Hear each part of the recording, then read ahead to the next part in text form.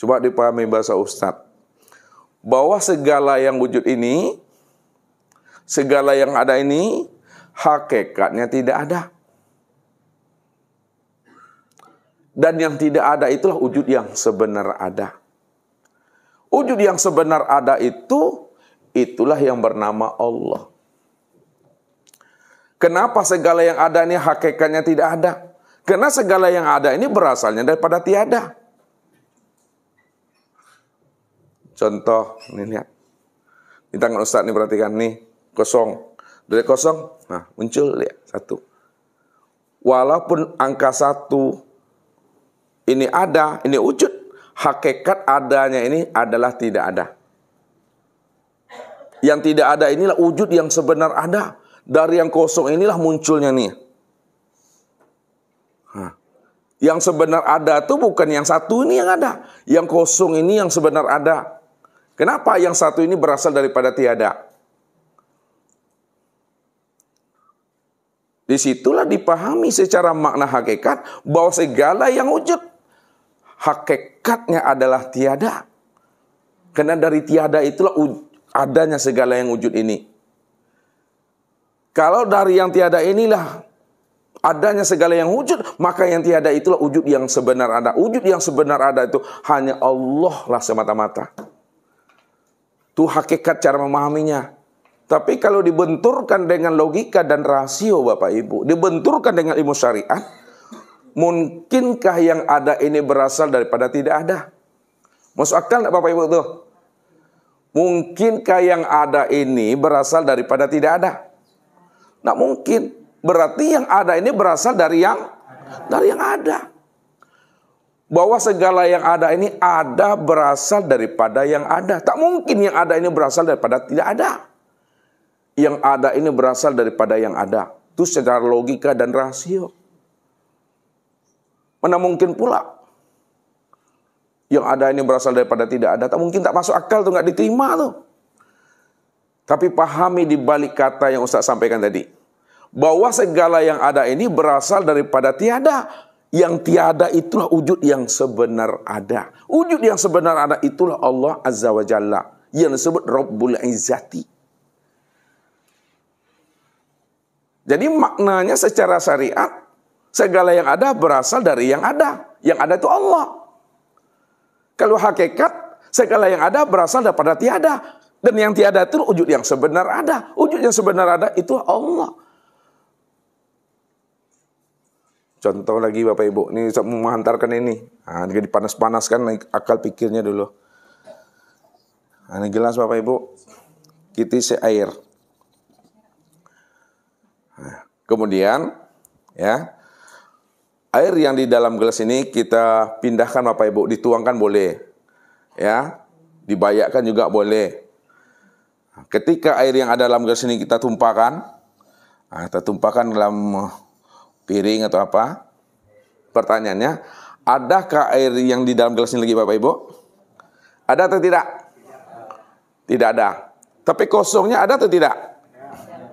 Kosongnya ada. Maka air itu ada di dalam kekosongan itu. Maknanya bahwa yang ada ini berasal daripada tiada. Makna hakikinya, kita ini ada di dalam tiada. Alam ini ada di dalam tiada. Yang tiada itu yang kosong. Yang kosong itu adalah Allah. Yang nggak bisa disebut, yang nggak bisa diceritakan. Maka dikatakan segala yang wujud, segala yang ada berasal daripada tiada. Yang kosong. Dan yang kosong itulah wujud yang sebenar ada. Wujud yang sebenar ada itulah Allah. Karena nggak bisa disebut dan nggak bisa dianalisa. Jadi yang kosong itu wujud yang sebenar ada. Makanya disebut namanya la ta'in, zatul haq, zat yang sebenar-benarnya. Ya, zatul bihal, keadaan yang sebenar-benarnya. Wujud mutlak, wujud hakiki, dia juga tuh Bapak Ibu. Jadi tak bisa kita langsung mengenal akan dirinya. Karena kita tak bisa langsung mengenal dirinya, maka kata Nabi, tafakkaru fi khalqillah. Pikirkan olehmu ciptaannya. Mana yang katakan ciptaannya itu? Maka ciptaannya Yang pertama kali yang Allah jadikan itu, itulah namanya nur. Ketika dia telah mentajalikan dirinya, telah menampakkan dirinya, telah mewujudkan dirinya, telah nyata dirinya, maka nur inilah yang disebut namanya ciptaan. Nur ini juga disebut namanya dengan sifat. Itu bahasanya Bapak Ibu, sifat. Dengan sifatlah kita bisa mengenal zat. Nah, dengan sifat kita bisa mengenal zat. Kenapa? Karena sifat itu nyatanya zat. Nah, kalau kita ingin mengenal zat, kalau kita ingin mengenal Allah, kenalilah sifatnya. Sifat inilah kenyataan daripada zat. Mana yang dikatakan sifatnya itu yang disebut namanya dengan nur. Nur ini yang sifat Bapak Ibu. Karena nur ini disebut sifat, maka nur inilah yang dikatakan dengan makhluk. Nur ini yang disebut namanya ciptaan. Nur ini disebut namanya tajalli. Ini Allah katakan, qad ja'akum minallahi nurun, telah datang kepada kamu dari Allah, itu adalah nur. An-nur inilah yang disebut namanya kenyataan dirinya. Nur inilah wujud dirinya. Nur inilah bahagian daripada dirinya. Nur inilah percikan dirinya. Wa ja'alu lahu min ibadi juz'an. Bahwa aku jadikan nur itu adalah bahagian daripada diriku sendiri. Bahagian diri Tuhan. Maka siapa yang sudah mengenal nur, sudah sama dia mengenal yang punya nur. Siapa yang telah berjumpa dengan nur, sudah sama dia berjumpa dengan yang punya nur. Siapa yang sudah bertatap wajah dengan nur, sudah sama dia bertatap wajah dengan yang punya nur. Itu Allah. Bahasa terangnya, siapa yang sudah mengenal nur, sudah sama dia mengenal Allah. Siapa yang sudah berjumpa dengan nur, sudah sama berjumpa dengan Allah. Siapa yang sudah bertatap wajah dengan nur, sudah sama dia bertatap wajah dengan Allah. Kenapa demikian? Karena nur ini adalah bahagian dirinya. Nur ini adalah kenyataan dirinya. Nur ini adalah tajalli dirinya. Nur ini adalah belahan jiwanya. Ustaz beri contoh lagi Bapak Ibu. Itu banyak contohnya untuk memudahkan paham. Dari sekian banyak contoh itu, mana yang Bapak Ibu bisa memahaminya, ambil itu.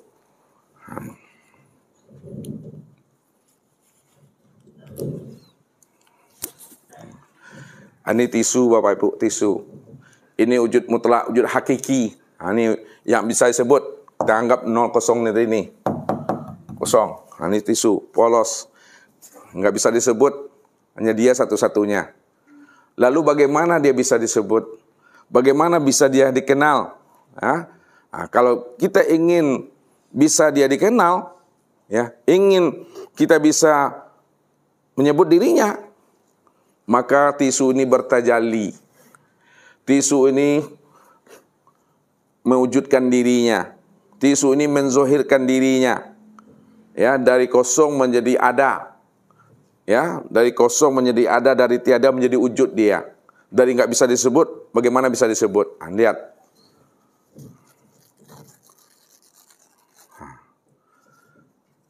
Dia mentajalikan dirinya. Pertanyaannya, kalau dia tisu ini mentajalikan dirinya, pertanyaannya, sobekkan ini, sobekkan ini, sama nak dengan tisu yang disobek ini? Sama. Kalau sama, apa sebutannya yang sobekkan ini? Bahagian-bagian dari mana? Bahagian daripada kalaulah sobekan ini bahagian daripada tisu, bahagian itu tiada lain siapa tuh?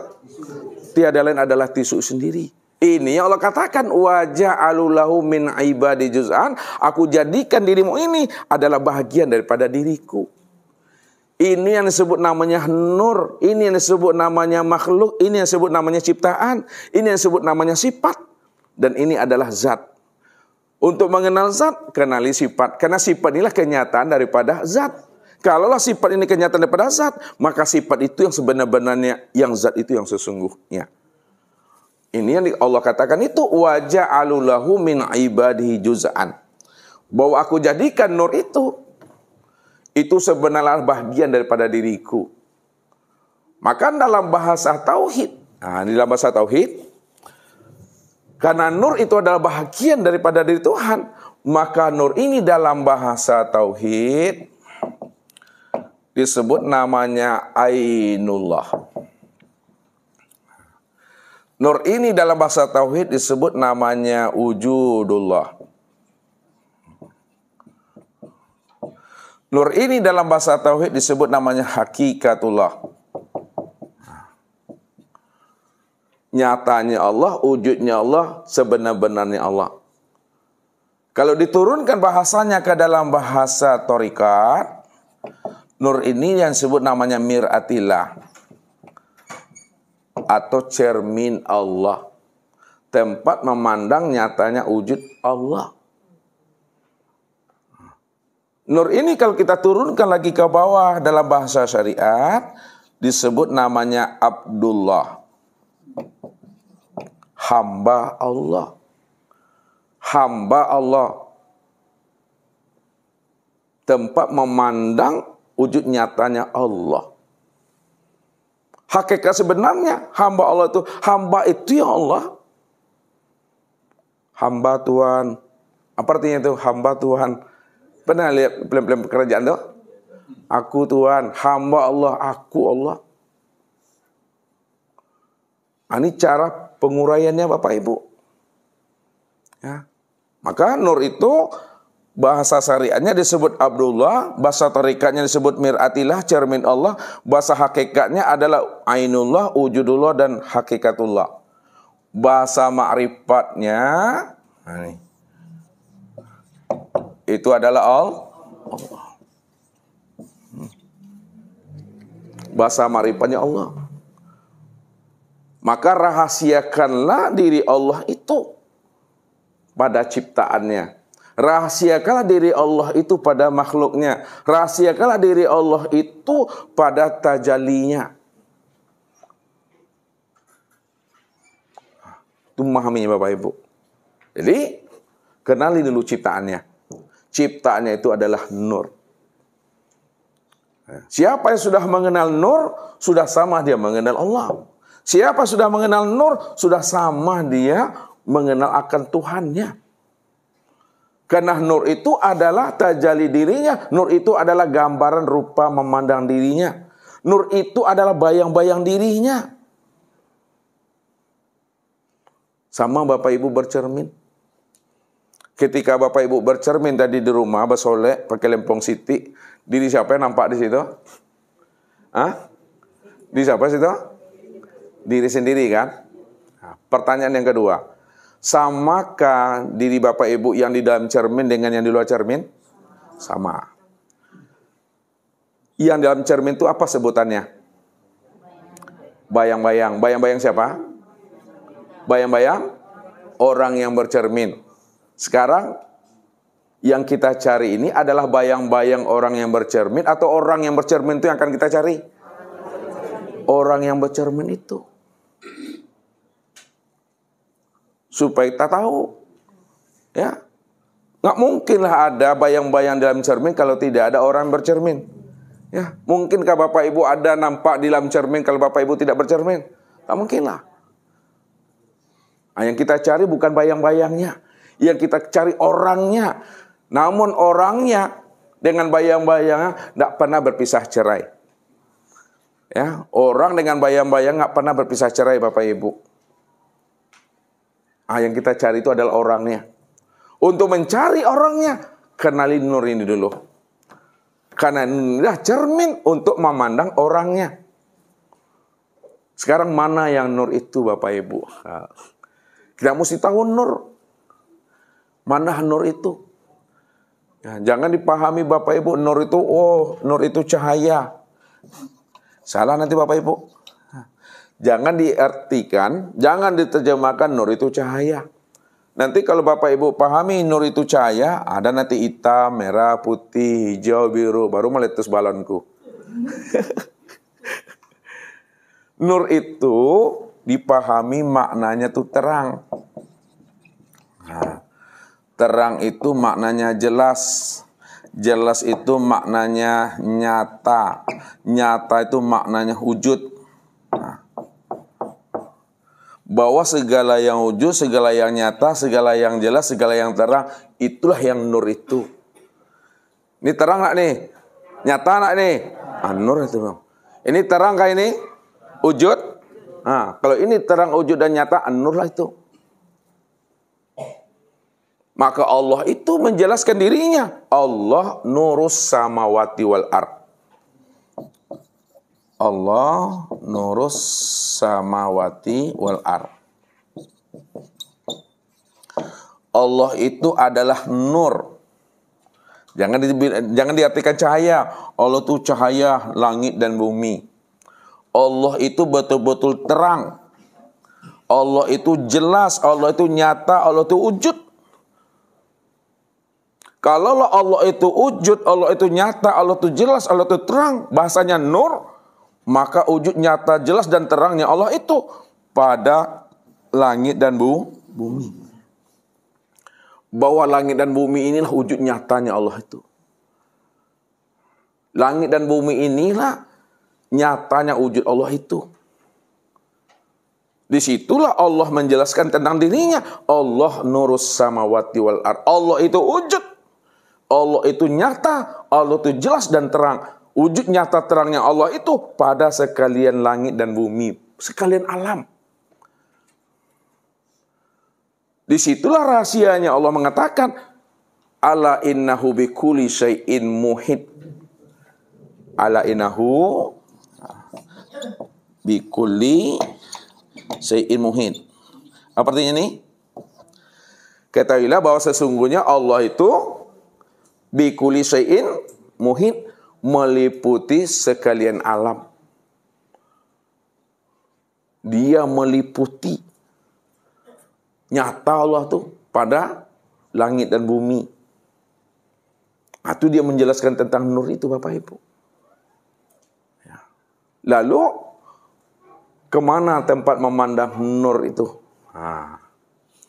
Kalau memang nur itu artinya terang, jelas, wujud dan nyata, kemana kita memandang nur?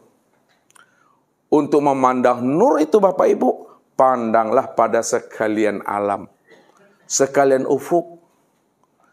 Ini Allah katakan, sanurihim ayatina fil afaq wa fi anfusihim hatta yatabayyana lahum annahul haq. Kami telah memperlihatkan wujud kami pada sekalian ufuk, barat dan timur, sekalian alam.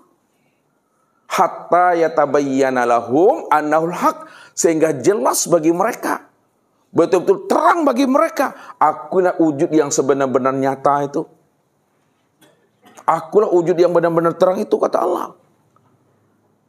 Wa fi anfusikum afala tubsirun, dan pada diri kenapa kamu juga tidak pikirkan, kata Tuhan.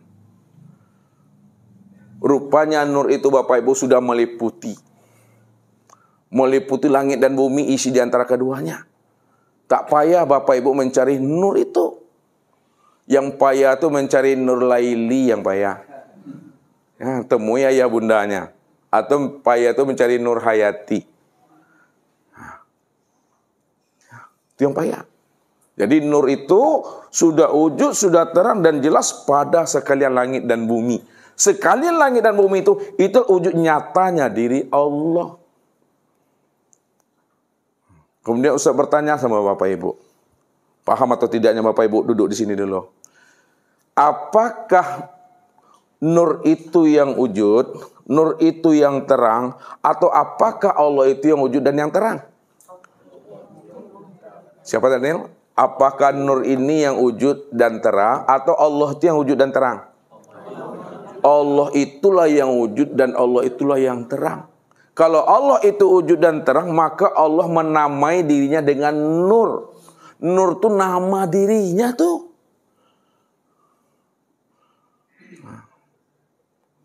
Nur itu nama daripada dirinya. Berarti nama dengan dirinya itu nggak pernah berpisah cerai. Kalau dia betul-betul nur, terang dan jelas. Terang dan jelasnya Allah tuh sudah meliputi sekalian alam semesta ini. Allah nurus samawati wal ard. Aku ini wujud, kata Allah. Aku ini terang. terangnya aku sudah nyata pada langit dan bumi. Inilah yang disebut namanya dengan Nur Muhammad. Sudah. Bisa enggak Bapak Ibu memahami namanya Nur Muhammad dengan Nur Ilahi? Kita lihat di sini.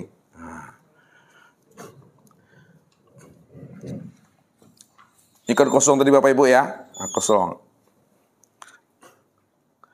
Lalu dia ingin dikenal. Yang kosong ini kenal. Yang hu tadi, yang zat ini ingin dikenal. Karena dia ingin dikenal, maka dia mentajalikan dirinya. Dia menzohirkan dirinya. Nih, dizohirkannya dirinya. Ketika dia menzohirkan dirinya, zohir dirinya itulah yang disebut nama dengan nur tadi ini. Nur ini Bapak Ibu kita buat. Nur. Ini nur kita buat gini. Nur. Karena nur ini asalnya daripada dirinya nih. Ini bawa sini. Karena nur itu asalnya daripada dirinya, maka disebutlah namanya dengan Nur Ilahi. Nur Ilahi. Karena nur itu asalnya daripada dirinya disebut namanya Nur Ilahi. Yang kedua, karena nur itu tempat memandang wujud Allah, nur itu tempat memandang nyatanya dirinya Allah, maka disebutlah namanya Nur Muhammad. Berarti Nur Muhammad dengan Nur Allah itu esa Bapak Ibu satu. Nur Allah dengan Muhammad itu esa. Dia dikatakan namanya Nur Tuhan karena asalnya memang dari diri Tuhan. Dia disebut namanya Nur Muhammad karena nur itu tempat memandang wujudnya Tuhan. Sekarang yang namanya Nur Muhammad, tempat memandang wujud nyatanya Tuhan, sudah menjadi sekalian alam. Sudah menjadi sekalian alam semesta. Maksudnya, sekalian alam semesta, apapun bentuk dan rupanya, apapun namanya, sebesar apapun wujudnya, sekecil apapun wujudnya, itu yang disebut namanya Nur Muhammad, tempat memandang nyatanya wujud diri Allah itu. Itu mesti ditanam di sini. Sebesar apapun dan sekecil apapun bentuk dan rupanya, itulah Nur Muhammad, tempat memandang nyatanya akan wujud diri Allah itu. Akan tetapi Bapak Ibu, kesempurnaan memandang Nur Muhammad pada sekalian alam semesta dalam bentuk yang bermacam-macam, rupa yang berbagai-bagai dan nama yang berbeda-beda. Kesempurnaan memandang Nur Muhammad pada alam semesta, inilah yang disebut namanya dengan insan.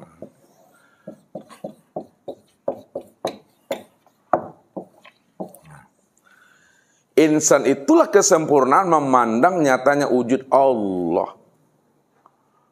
Ya. Pada sekalian alam nih, kan Nur Muhammad nih. Namun kesempurnaan Nur Muhammad pada sekalian alam, tempat memandang nyatanya diri Allah itu pada insan. Insan inilah kesempurnaan memandang wajahnya Allah. Insan inilah kesempurnaan memandang rupanya Allah. Insan inilah kesempurnaan memandangnya wujud Allah. Maka disitulah Allah katakan, wa khalaqa Adam ka suratihi. Wa khalaqa Adam ka suratihi. Apa artinya itu? Dan dijadikan Adam itu sesuai dengan rupa gambaran dirinya. Yang kedua, khalaqal insan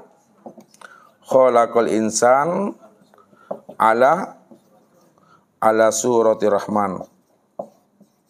Dan dijadikan insan itu sesuai pula dengan rupa wajahnya Ar-Rahman.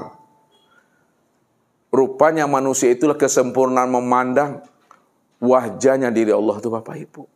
Di sini Allah katakan al-insanu siri wa ana sirrahu. Al-insanu siri wa ana sirahu. Artinya itu, insan itu adalah rahasiaku, akulah rahasianya. Al-insanu siri Al-insanu siri wa siri sifati wa sifati la ghairi. Insan itu adalah rahasiaku, rahasiaku itu adalah sifatku, sifatku itu tiada lain adalah aku. Yang ketiga, al-insanu nafsi. Al-insanu nafsi wa ana nafsahu. Insan itu adalah diriku dan akulah sebenar-benarnya dirinya insan itu. Makanya Allah tuh sangat amat nyata Bapak Ibu. Amat sangat jelas dan terang. Nah, siapa yang masih buta memandang Allah? Padahal Allah itu sudah nyata, sempurna pada wujud dirinya sendiri.